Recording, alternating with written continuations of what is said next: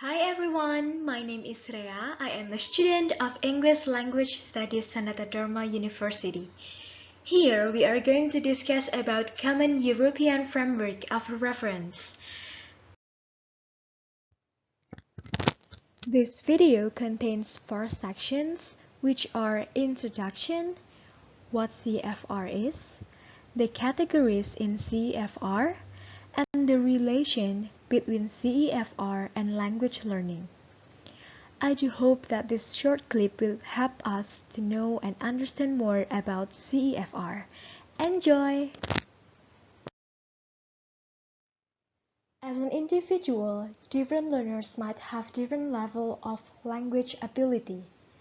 Learners' language ability can be different from one another due to many factors, such as prior knowledge of the language, learners' belief of the language, learning setting, learners' motivation, learner support, and other factors. A person who is growing in an English environment since he is a kid might have high proficiency in English. His ability in English must be different with those who are starting to learn English when they are already in an elementary or junior high school.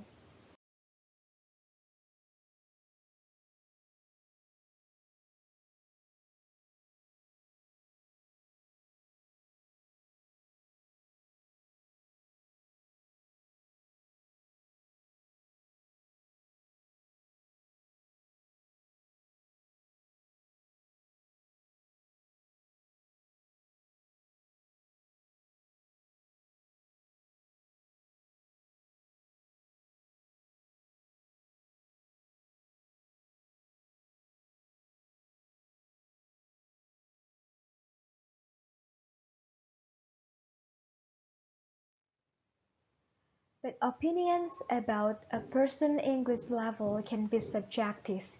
People might say that one's language ability is really advanced, since they always use the language every day. But other people might say that his language ability is an intermediate level or even beginner level, since it is not really expert, but yeah, it's just clear enough for communication.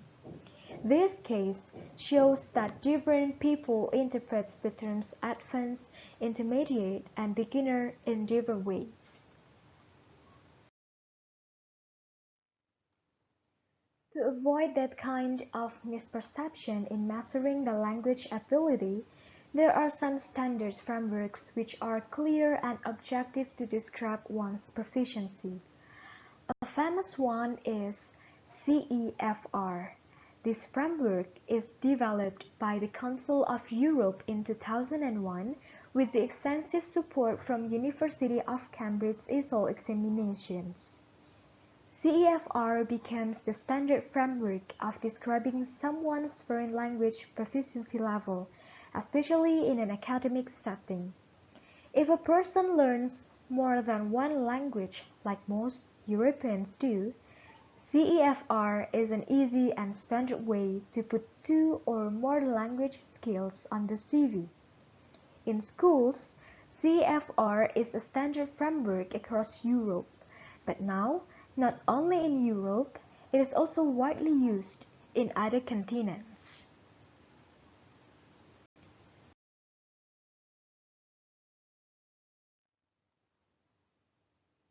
The CEFR describes foreign language proficiency at 6 levels, from A1 for beginners up to C2 for those who have mastered a language. This makes it easy for everyone involved in language teaching and testing, such as teachers or learners, to see the level of different qualification. CEFR divides the level of language proficiency into 3 levels: beginner or basic user, independent user, and proficient user. Each level is divided into 2 other categories.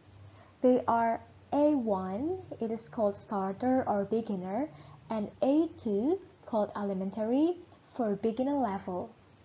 And then B1, It is called intermediate and B2 called upper intermediate in independent user. And C1 called expert and also C2 called mastery belongs to proficient user. The levels are defined through can-do descriptors.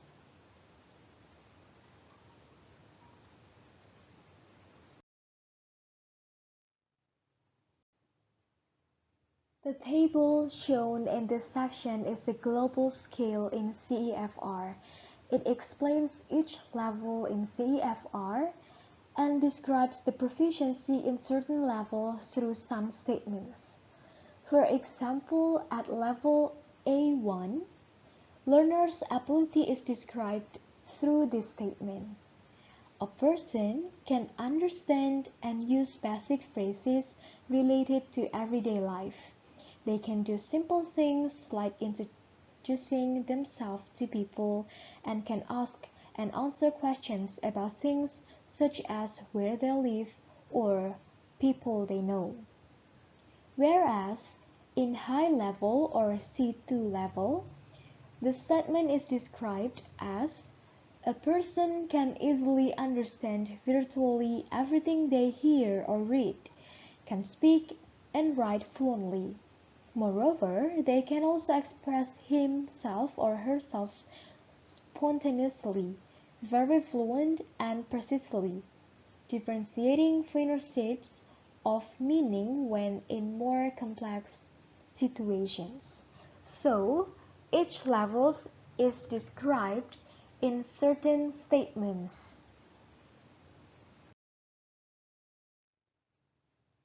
Up to this point, probably some of you are wondering about the connection or the relation between CEFR and language learning. After we know our language level, then what is next?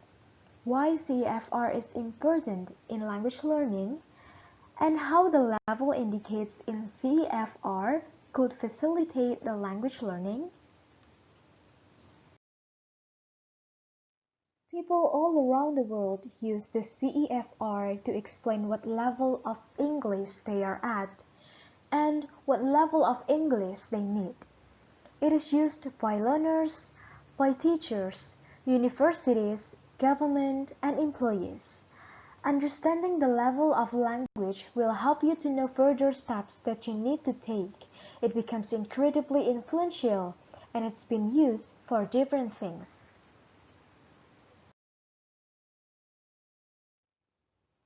For teachers, for example, identifying learners' language level might help them in several aspects, such as evaluating learners' language needs, establishing learning and teaching objectives, developing learning materials, syllabuses, and courses, developing continuous self-assessment tools, tests, and exams, and even developing teacher training programs.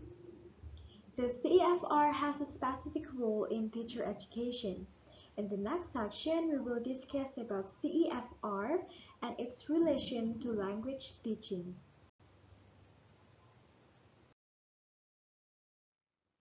CEFR is very beneficial in language learning.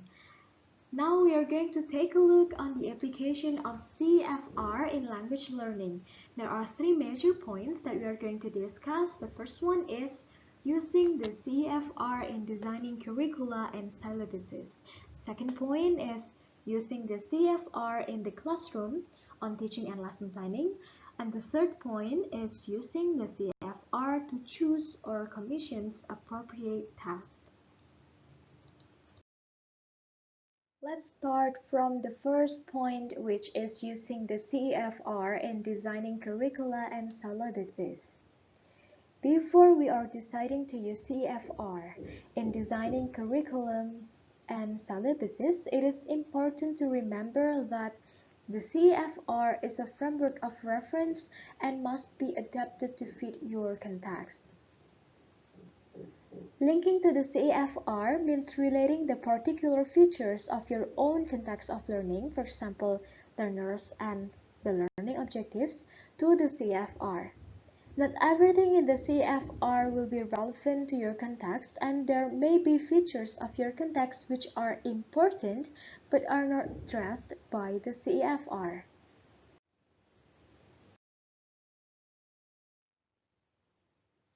Here is the example on how CEFR works in designing curricula and syllabuses.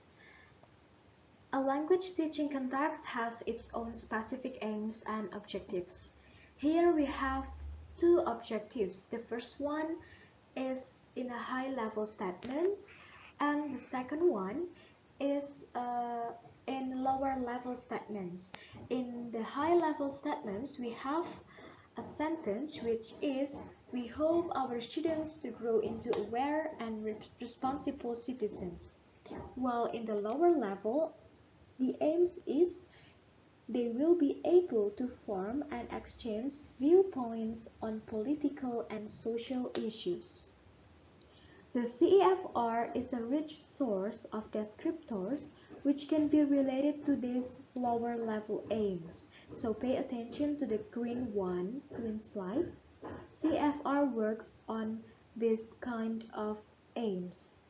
This allows teachers to identify which CEFR level are necessary for the learners to achieve these aims, and by matching this to the level of their learner, to incorporate them into a syllabus.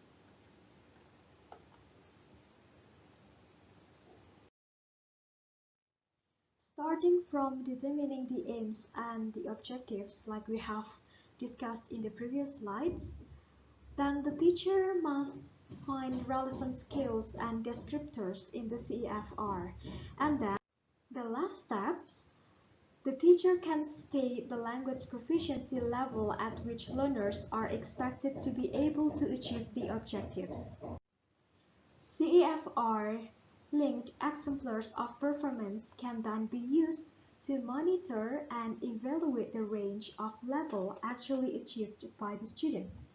This is what CEFR do in designing curricula and syllabus. Here comes the second point, which is using the CEFR in teaching and lesson planning. Language teaching is most successful when it focuses on the useful outcomes of language learning. Connecting the teaching process to the CFR is a very effective way of achieving this goal, since it provides a clear proficiency framework which gives a context for learning that can help the learners to orient themselves and set goals.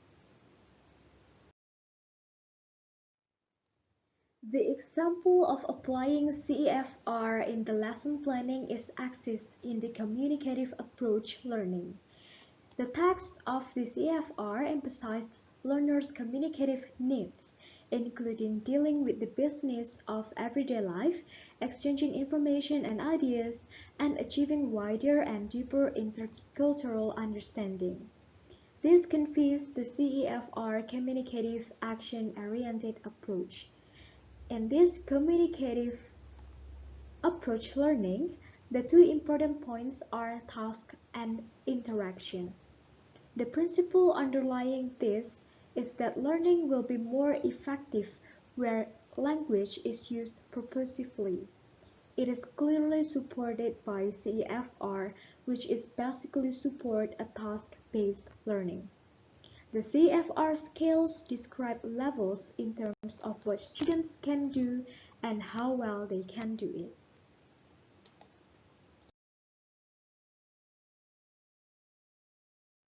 The next application of CEFR in language learning is using the CEFR to choose or commission appropriate tasks. The value of a test results always depends on the quality of the task. The better the general quality of the task, the more interpretable the task results in relation to the CFR. To know whether the task is effective enough to measure learner skills, teachers could answer several questions to help them evaluate their task.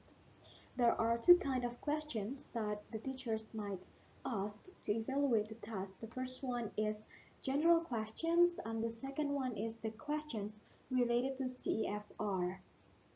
On the general questions, teachers can ask such questions like, is the task purpose and context clearly stated? Or are the tasks appropriate for the learners? And is the task construction and administration done in the same way every time? And the fourth question is, if the results are grades, how are they set? This kind of questions is only the example of general questions that teacher might ask to evaluate their task.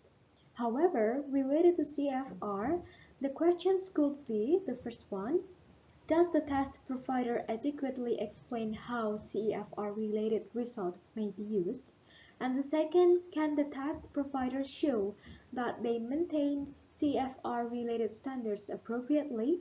This kind of questions might help the teacher to evaluate the test. Now we come to the end of the discussion about Common European Framework of Reference, or CFR. I do hope that you can get a clear understanding about CEFR and know the application of CEFR in language learning. Besides indicating the level of our language ability, CFR can be used in many useful ways. Anyway, thank you for your attention and see you on the next discussion. Goodbye!